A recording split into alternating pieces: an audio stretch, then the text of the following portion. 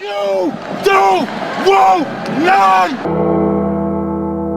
You don't want none! What's going on, Tar Heel Nation? It is your favorite North Carolinian, Russ, the Tar Heel. And in this episode, we're going to talk about just that. What it means to be a Tar Heel. And the reason that we're doing this on a Sunday is because I think that we're at a pivotal point, man, just with the fan base. And, I think this is something that we need to talk about. As you can see, I've changed up my attire a little bit. Usually I'm rocking the flat bills, man. I had to go with a more workman-like kind of approach, man, because I'm not feeling real pretty right now. Kind of feel like put in some work, type stuff, man. So, still got the flags flying. I've been repping North Carolina all day, bro. I've been taking all the hits on the chin from all the people that are running off at the mouth. It is what it is, man. It is what it is. But like I said, man, I want to talk to you today, to my family, to my brethren, my fellow North Carolinians, my fellow Tar Heels. I want to talk to you today about what it means to be a Tar Heel. Now, obviously, when we go back, there's a lot of different ideas of where this term of endearment, or some people call it a slur, came from. I take it as a term of endearment because it represents the people within that border that we call the great state of North Carolina, red and yellow, black and white. All of us that are within that border, man, we're Tar Heels. And what does that mean? Well, to put it as simply as possible, it's stimulated from being the type of individual that doesn't back down, that stands his stinking ground, that is firm like he's got tar on his heels. That is the definition of a Tar Heel through and through in its simplest form. And I'm proud of that. And I take that extremely serious. I love that is what our state is known as, the Tar Heel state. Because we should be known as a people that don't back down, bro. I love that, man. I'm trying to keep this PG, but that goes hard. That goes hard. And we ought to live our lives living up to that name. Now, this transcends just football, man. Football and basketball and a university. I'm talking more, the principle that, connotates who we are as a people, man. And I'm talking about North Carolinians, Tar Heels, people from the Tar Heel state. We ought to be known as people that don't back down. And we ought to be known as people that can get punched in the mouth, and we rise to the occasion every time. That we stand back up on our own 2 feet and we don't quit. And, I've already seen a lot of people kind of throwing the towel on the season already. Now look, nobody is more upset about what transpired Saturday night than your boy. Nobody. I am stinking, it still cuts deep, bro. And the reason that it cuts deep is not because we took an L. It's not because we took an L. What cuts deep about it is that we are the better team. We should be 7-0. We are better than all 7 teams that we've played. And we're sitting here at 6-1, 3-1 in the ACC. And it's to the point where I got Miami fans trying to tell me that they gave us that game. And I got Virginia fans trying to tell me that they should be 5-2 and they're the better team than North Carolina. You know what? It's absolutely disrespect. But what are we used to, man? We're used to that. We are used to that. We're Carolina fans, man. We are used to that, bro. People love to disrespect us, man. They love to disrespect. They can disrespect us after we whoop their ass and they don't bat a stinking eye. And it is what it is, man. It is what it is. You know, I choose not to let it faze me because I already know I'm secure as a Tar Heel, you know, and that's how we all should be. 6-1, 3-1. Now, if you asked a lot of North Carolina fans at the beginning of the season, hey, would you take 6-1 after 3-1 in the ACC? Bro, most people would be like, hell yeah, I would take that. I mean, that means we are well on our way to stinking handling business. Probably well on our way to going to the ACC championship game. And I would agree with that sentiment. I would completely agree with that sentiment. But yet, a week ago, or let's just say 2 days ago, the ceiling was through the roof. And a lot of people, myself included, got on that bandwagon. And rightfully so. Like I said, we ought not to forget we should be 7-0. We know we should be 7-0. I don't give a rip what everybody else thinking says. We know.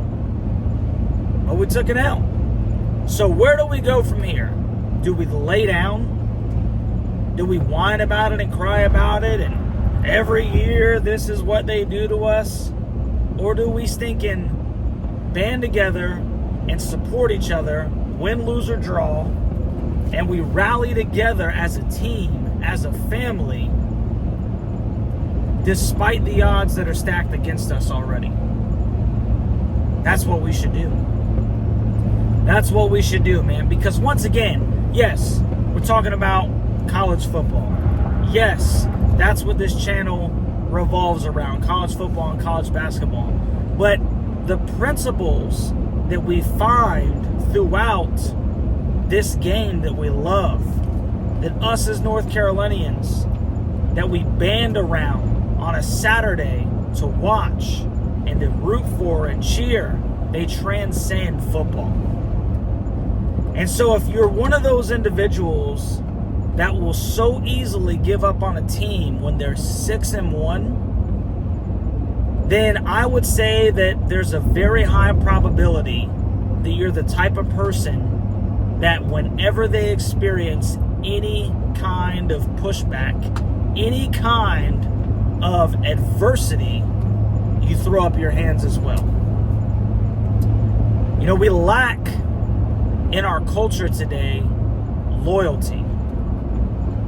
And people are constantly looking out for, what can that person do for me? What can that institution do for me? And that's how they predicate their loyalty. That's how they decide, you know, where their loyalty lies. That's not real loyalty, bro. That's not real loyalty.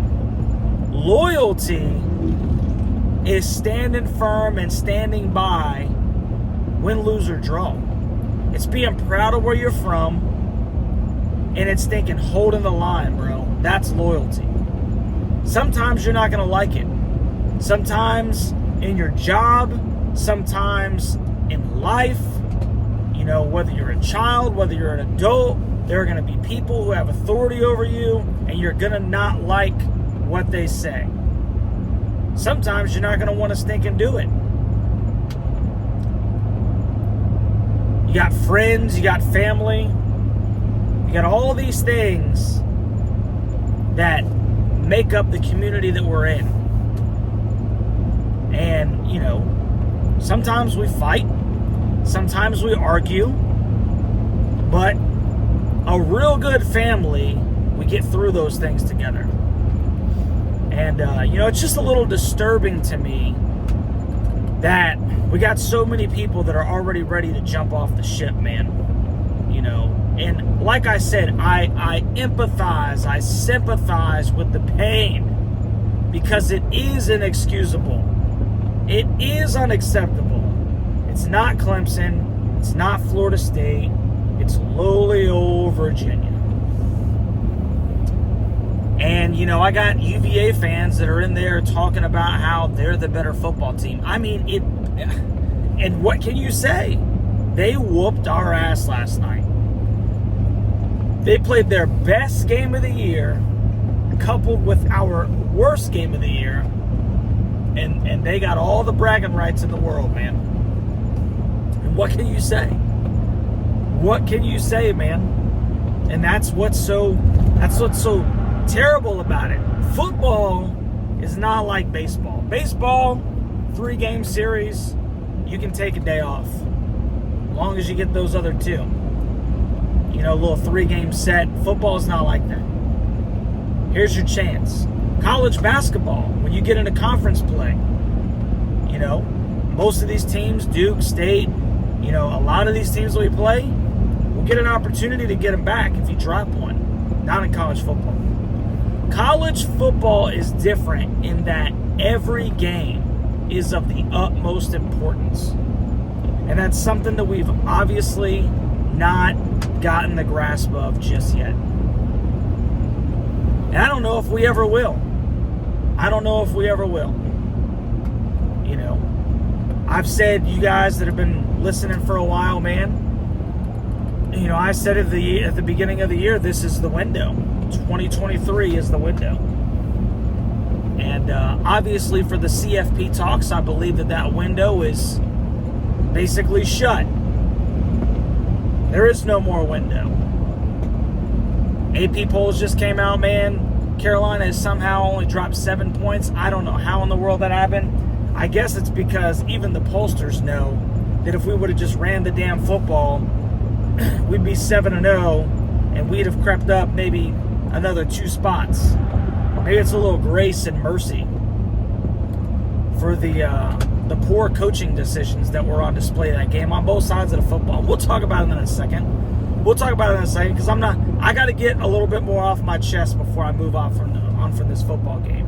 But what I'm talking about right now is just standing your ground.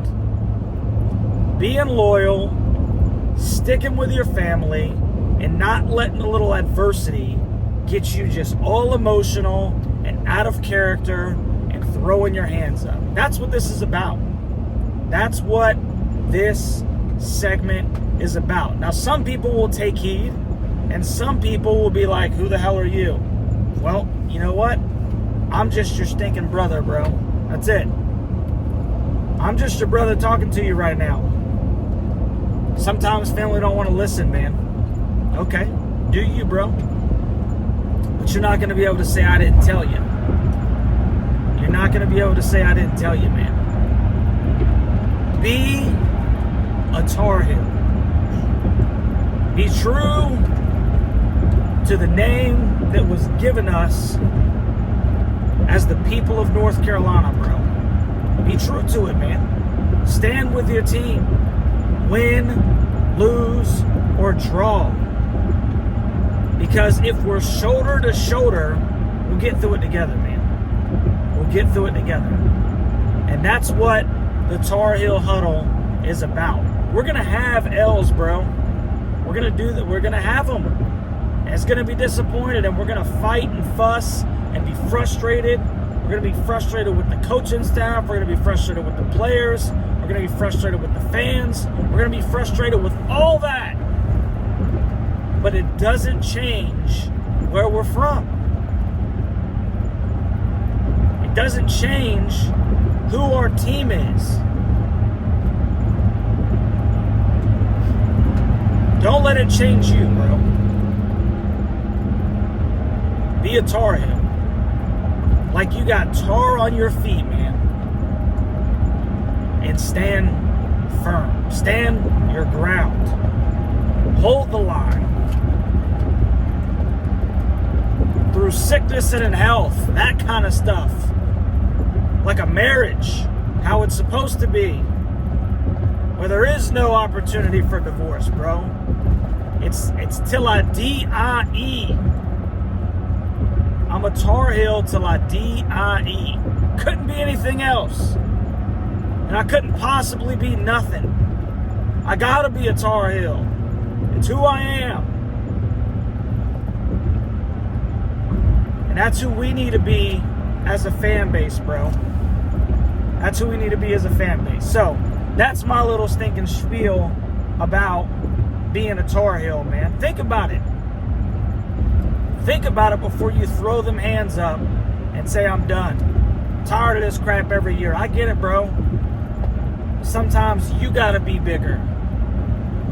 Sometimes you got to do the right thing, even when other people aren't upholding their end, because it's the right thing to do. Like I said, man. Yeah, we're talking about college football and college basketball, but this is more in line with the principles that we can learn from these two great sports that we love.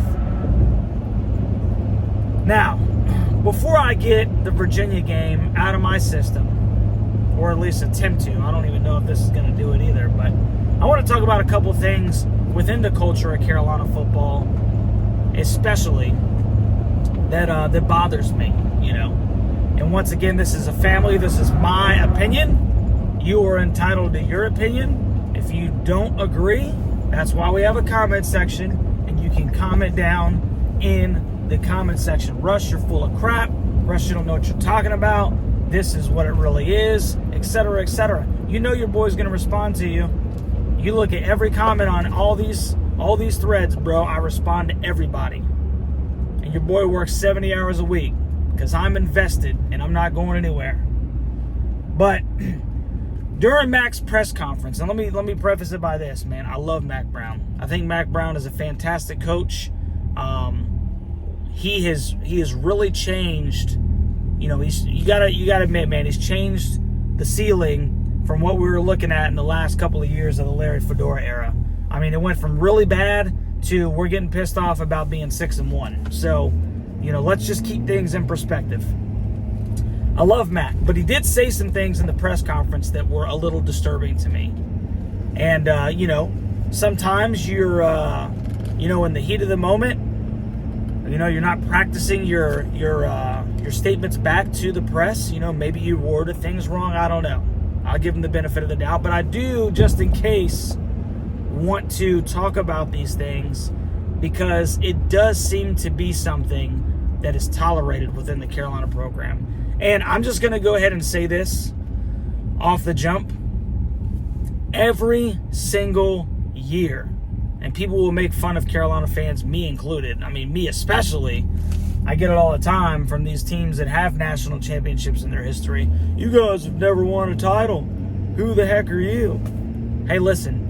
Every year that we start a season, the goal is one thing. It's no different than in basketball.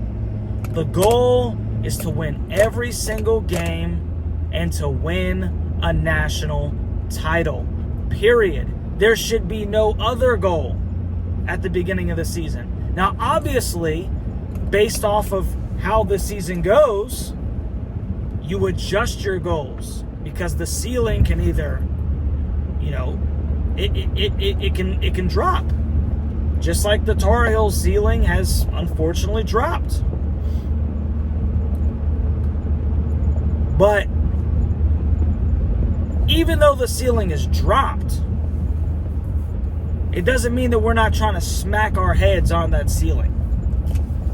So now that the CFP is almost impossible, let's focus on maximizing what we can do. And that's still win our first ACC title since 1980, which would be huge. Mac made the statement, you know, I'm happy to be 6-1, which is a place that, and I'm paraphrasing here, which is a place that this program has not been very often, which is a true statement. I'm happy to be 6-1, and I'm not going to let this game mess up what we're trying to do. Well, you know what? To a certain extent, that game very much messed up what we were trying to do, because what we were trying to do was get a CFP bid. I don't care how comical anybody thinks that is. Carolina fan, not a Carolina fan, whatever. 6-0 in the CFP conversation with Virginia at the house. Yeah, very much so. That's what we're trying to do. Stack another W so that we can get closer to a CFP bid. And I'm telling you right now, I'm pissed because UNC should be 7-0, and I very much truly believe that they have the talent, if they play up to their potential, to play with anybody in the country. Now, they obviously did not display that yesterday. And people that don't follow this team, they're just like, well, that just shows you that Miami wasn't very good, and Carolina's not very good, and Virginia's not very good, so they're all basically equal teams. No, they're not. No, they're not. North Carolina dropped the freaking ball, period. They dropped the ball, man. This doesn't have anything to do with Carolina not being as good as the number 10 team in the country. They dropped the ball. They failed. They fumbled the bag. But it doesn't mean that they shouldn't be 7-0, because they're better than all 7 teams that they've played up to this point. And I still believe that they're better, and they should be favored in their remaining 5 football games. Now, Georgia Tech is going to be tough. Got to go to Atlanta. And maybe it's good for us to get out of Chapel Hill. Maybe that's a good thing. Maybe we're in Chapel Hill 1 week too long. But what is important is for us to smack our heads on the ceiling. Don't give up, man, on this team. That's one of the frustrating things. We don't want the players to give up. But then the fans are like, well, if you don't want me to give up, then you got to stink and put a product on the field. This is a two-way street, man. This is a team. And you know what? A lot of people like to try to, act like the fans aren't an integral part of a program. You're out of your stinking mind, bro. You need to get a little reality check and understand that without fans, there is no college football. Because why would you play if nobody's watching? If there's no money and no revenue to generate? Think about that. You can be a 12th man. The 12th man didn't show up at UVA. I had a guy, man, hey, all due respect, and I understand the frustration, bro. I understand the frustration, but the guy said, probably a Tar Heel fan, just disgruntled. I get it, brother. Said, about the loyalty thing, What do you mean, what do we got to do to get your loyalty? Stop losing games like that. We showed up to Miami because we thought that we could be a difference maker. Don't lose to a crappy Virginia team.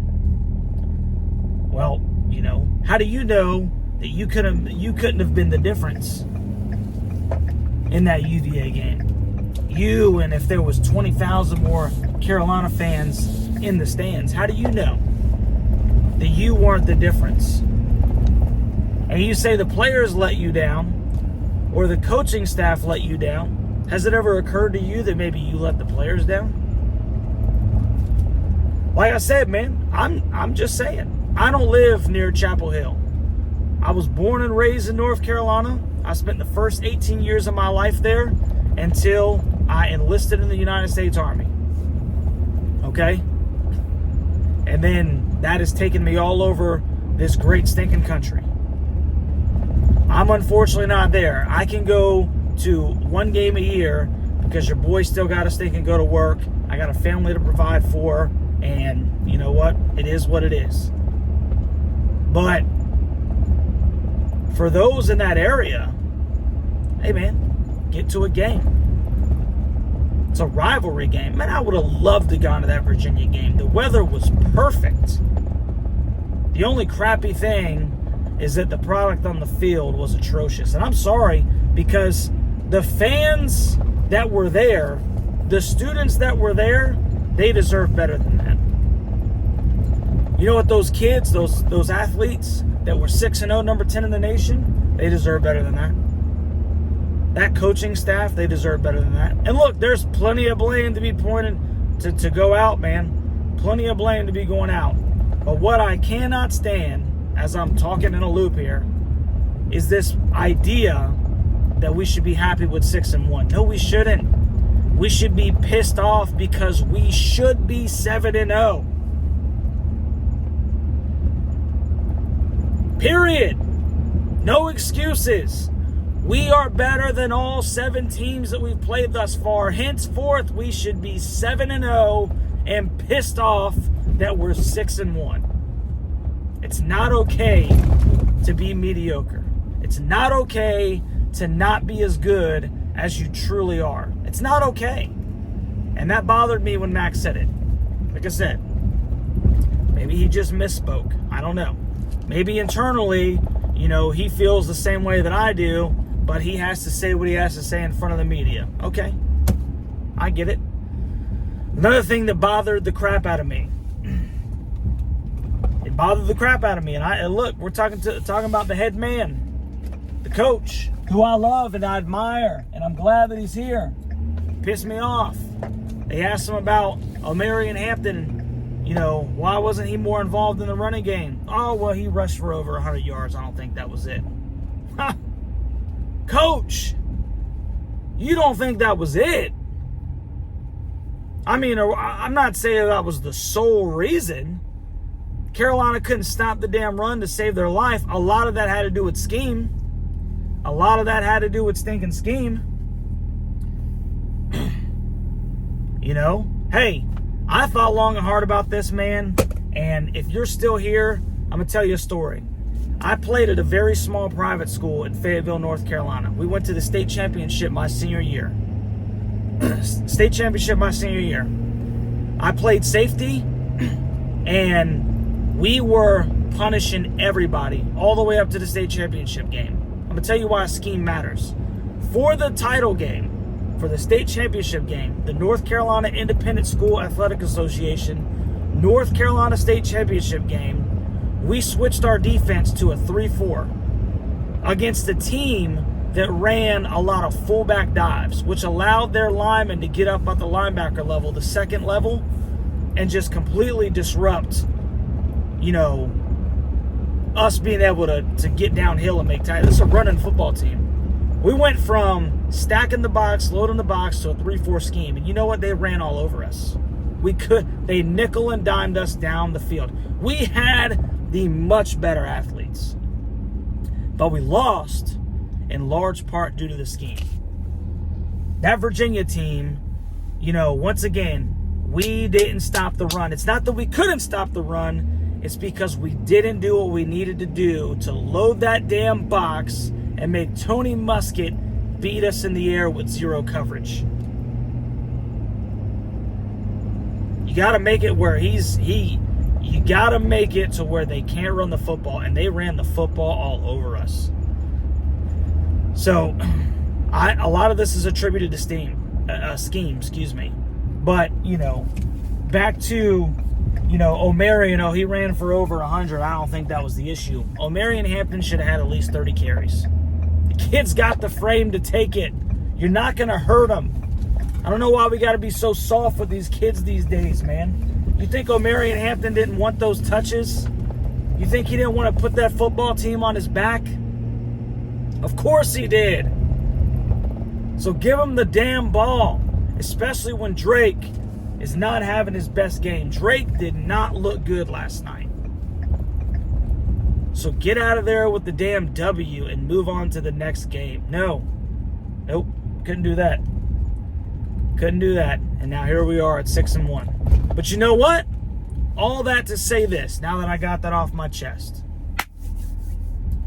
We made a lot of mistakes.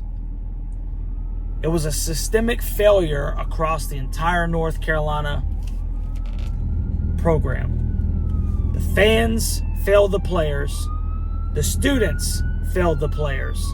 The players failed the fans and the students. The coaches failed the players and the fans.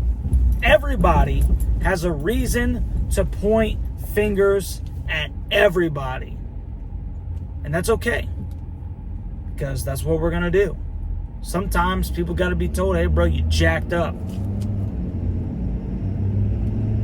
You killed us, bro. You killed us. But you know what we do after that? We stink in. Sometimes we got to throw hands. Sometimes we get in a heated argument. And you know what?